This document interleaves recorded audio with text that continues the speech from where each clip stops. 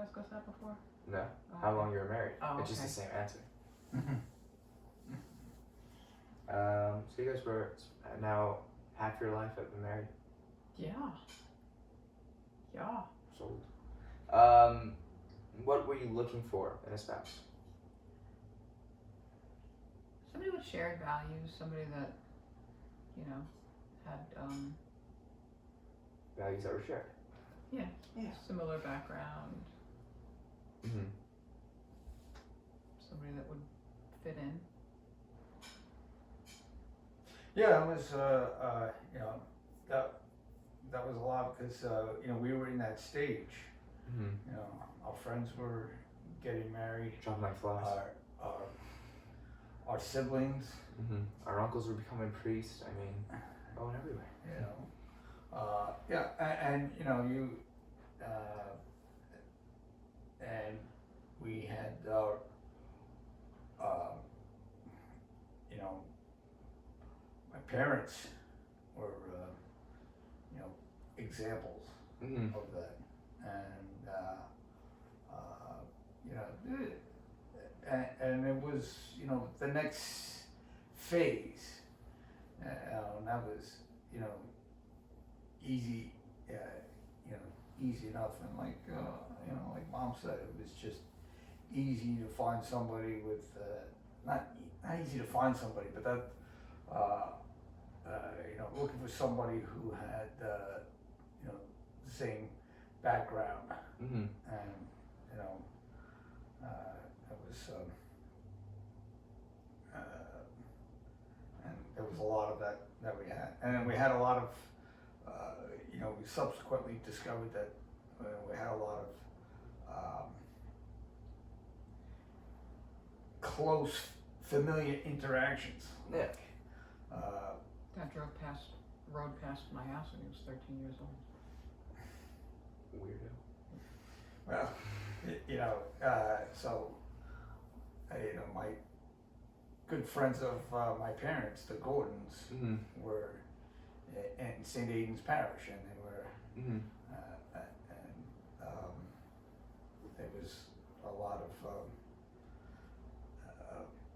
you know, so those kinds of connections. Yeah. You know, Mom's uncle Vin, Monsignor Keene, Mm-hmm. you know, he was in the seminary with my cousin Tom McGloin, Okay. and so, you know, it was just so many Connections. overlapping things. And when I was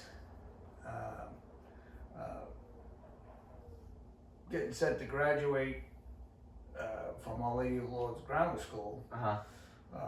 one of my high school selections was Cathedral High, and which is the diocesan, the Brooklyn diocesan preparatory high school for the seminary. Oh wow. And then Uncle Vinny was the principal of the school, and I went there and into Elmhurst and I interviewed with him. Wow. And you didn't even know. I didn't know. Did that ever come up again? Like, you know, once you're married? Like, hey. No, I never heard that story before. So Till just now? just now. That's wild. So, you know, I had made the connection, you know. But Oh, yeah. I didn't think about it, Yeah.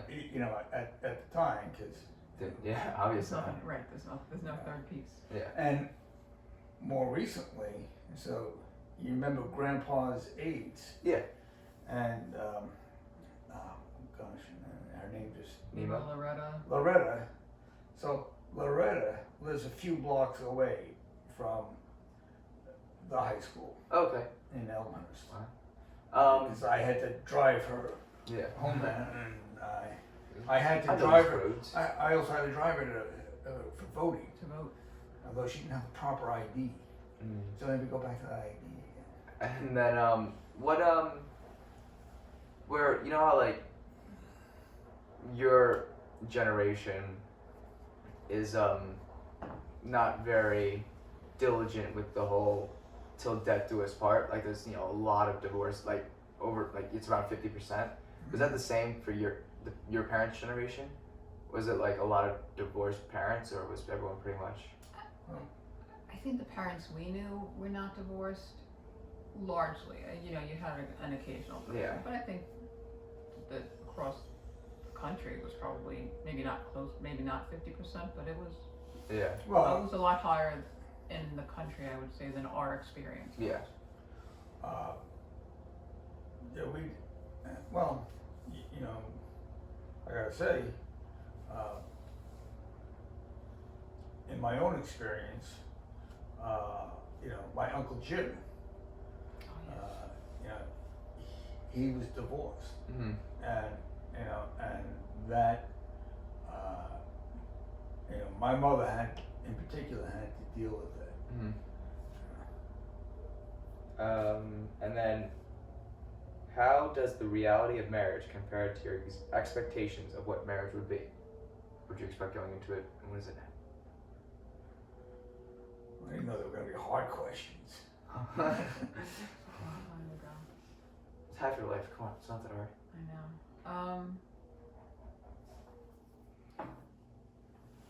It's probably just that there are a lot more little things than there are big things, Mm-hmm. right? Just the everydayness of it. You know, you think, of course, about, you know, they always talk about it. You know, it's not your wedding day. It's like you have to think of the marriage right beyond that. So Yeah. it's not just the big party. Yeah, it's not the finish line. It's the start.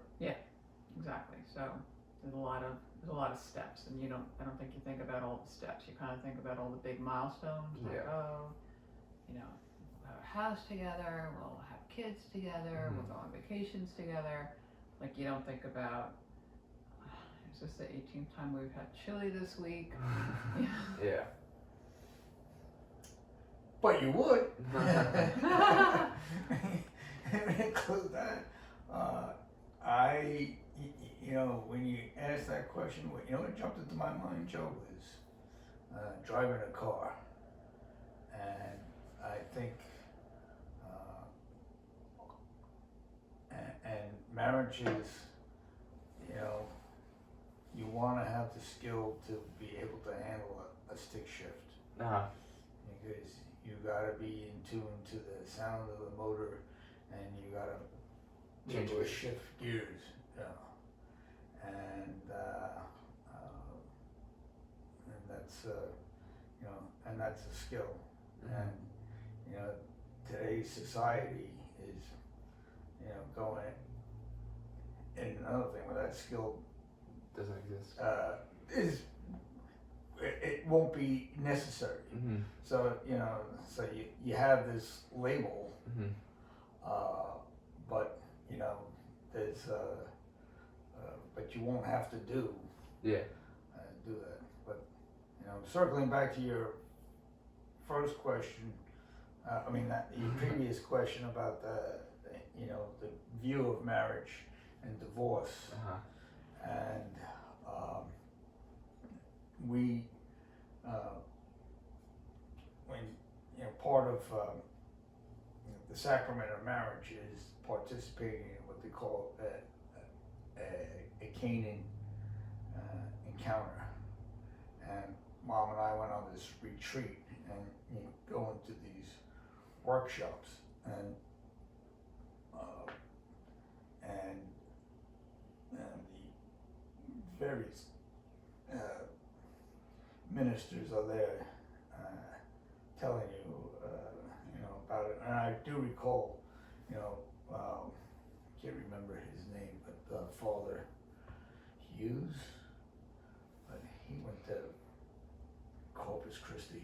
Okay. But you know, he wanted to get everybody's attention. He said half the people in this room are going to end up in divorce. Mm-hmm. And That'll get your attention. you know, and that, you know, and that's, you know, what, and that's the trend. Mm-hmm. And you know, it's, you know, the marriage is like anything else. It's, you know, but it's the more you put in, the more you're gonna get out. Yeah.